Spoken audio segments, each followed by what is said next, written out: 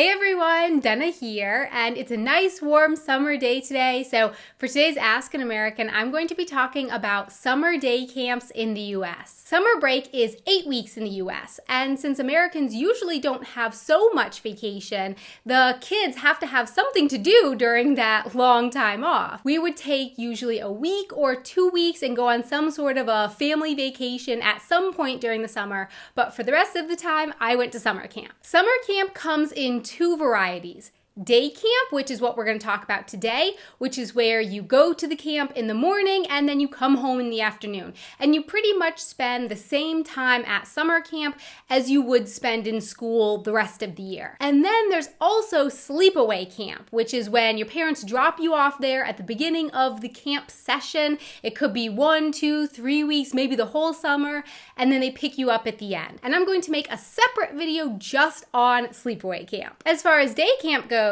I believe that I started going to camp at around age 7. At first, I had to go to summer camp. I couldn't just stay at home alone when I was 7 years old. But even when I got older and then I could stay at home alone, it was boring. There was nothing to do at home. The camp that I went to was pretty big. It was this huge area of land. And then I would say maybe 100 to 150 campers there of all different ages, but you were split into groups so that you hung out mostly with kids your own age. So a typical day for me at day camp looked like this. Got up in the morning and went with my backpack full of towels and bathing suits and my lunch to the bus stop. A big yellow school bus, just like the ones I took to school during the rest of the year, would pick me up and the rest of the kids in the neighborhood, whoever was going to camp. They'd pick us up and take us to camp and bring us back home in the afternoon. Once at camp, I would meet up with the rest of my group and the group counselors at the designated meeting area. And then from there, as a group, we would go off to the first activity of the day, maybe sports. A different sport was organized each day, and so maybe one day it was ultimate frisbee and the next day kickball. After that, we had swimming lessons, and there we were separated out of our group and into skill level. After swimming lessons, it was good that it was lunchtime. We had worked up an appetite by that point. We were all really hungry. So we scarfed down our lunches and then more activities. The activities that you had rotated throughout the week, so you didn't do the same thing every day. There was, for example, arts and crafts, which is where I picked up my tie-dyed skills. When I was younger, almost everything that I had was tie-dyed. I tie-dyed everything. There was drama, where we played improvisational games. Archery, which I really liked archery. Canoeing, learning about nature. There was a ropes course there. At some point in the afternoon, there was also another trip to the pool, but this time it wasn't organized swimming lessons, but rather something called free swim. And that was the best. That was when you could just have fun in the pool with your friends. I really liked free swim. I think that was my favorite part of summer camp. Or archery, or arts and crafts. Yeah, pretty much anything other than canoeing. I did not like canoeing, but the other stuff I really liked. And then also in the afternoon, at some point, we all went to the amphitheater and we had just general announcements about what was going on that week at camp. The counselors would put on funny little skits for us. And of course, what is summer camp without singing songs? This is when we would sing some just funny camp songs. And perhaps if you were a new camper, you didn't know all of the songs, but don't worry, you caught on pretty quickly because we tended to sing the same songs or slight variations thereof over and over again. So everyone could sing along to these funny little songs. But some days at camp were extra special. On some days, all of the normal activities were canceled, and instead we just played a huge camp-wide game of something like Capture the Flag. Everyone in the camp was separated into 4 different teams, and each team was a different color. So if you were on that team, you had to come to camp with a shirt of that color on, and then some people put just a little bit of face paint of that color on, and then other people went crazy and covered their whole face and their hair and their arms and legs. It was hot out, so invariably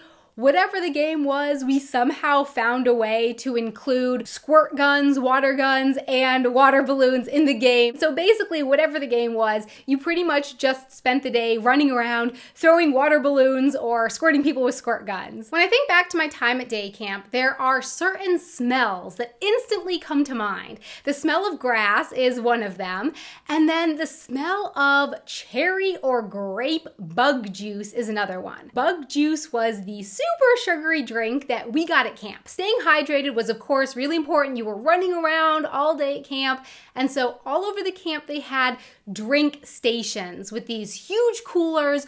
There was always a cooler of water and then also a cooler of bug juice, either red or purple bug juice. And remember, this was a really huge camp, and so the counselors would drive around on golf carts refilling the drink stations, and I just remember it was always the really cool counselors that got to drive the golf carts. Just a side note. Another thing that just really goes hand in hand with my memory of summer camp was award ceremonies. At the end of each camp session, you would have an award ceremony at the amphitheater. And remember those activities that I mentioned, drama, archery, arts and crafts? Well, the counselor that was in charge of instructing each activity would put together different awards for certain campers that they thought, really did something special or left an impression on them. And these were not standard awards. The counselors made the awards themselves, specially tailored to the different campers and the situation. For me, that made it really special. Maybe the arts and crafts teacher would give an award to someone who they thought did something really creative or really interesting, but then also maybe a funny award to the person who made the longest hemp keychain. If they just went crazy and just made a keychain that was ridiculously long, that person would get a funny award. And if you passed the final swimming lessons test, then at that award ceremony is also when you would get your certificate. You would move on to the next level in swimming lessons. But then also, in addition to these kind of general summer camps, I do remember that there were also some more specialized summer camps. So for example, one year I remember going for a week or two to a science camp. And there, instead of doing drama and archery, each day we did some kind of really interesting science project or science experiment, but these were always fun projects and experiments. Not, reading textbook or just getting lectured to you like in school, but really fun and interesting stuff. One memory that just really sticks out in my mind about science camp was one time we took yarn and trailed it out to show how long a blue whale actually is. And it was just so crazy to see that. We had heard in school and talked about how large the blue whale is, but to really see that. First, we did out some yarn to show how tall a human is. Then we did out some yarn to show a car, then a truck, a dinosaur, and then finally the yarn for the blue whale. And to see that in perspective like that, it still sticks with me to today. That's just really, it was an awesome thing to do. Another really cool one was walking the distance of the super scaled down solar system, keeping everything in the right proportion. So we started, at the sun, and then we walked a few steps to get to Mercury, and then a few steps to get to Venus, a few steps to get to Earth, just a few more to get to Mars. But then it was crazy how all of a sudden we had to go so many steps to keep everything in proportion to get to Jupiter and beyond that.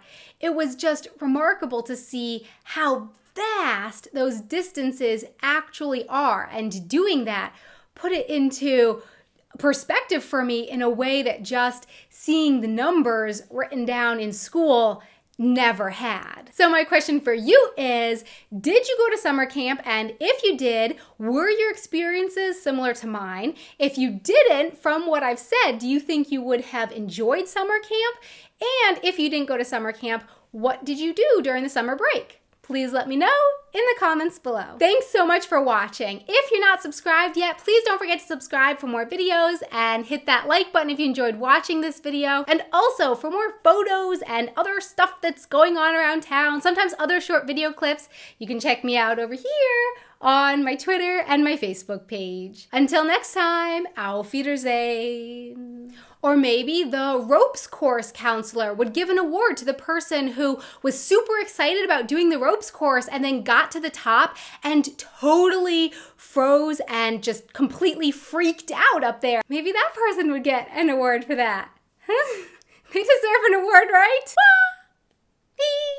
Woo. And then from there, as a group, we would go off to do the first activity at the day. Got up and went with my backpack full of my lunch and towels and bathing suits. How was that? Ask an American. Na, na, na, na, na.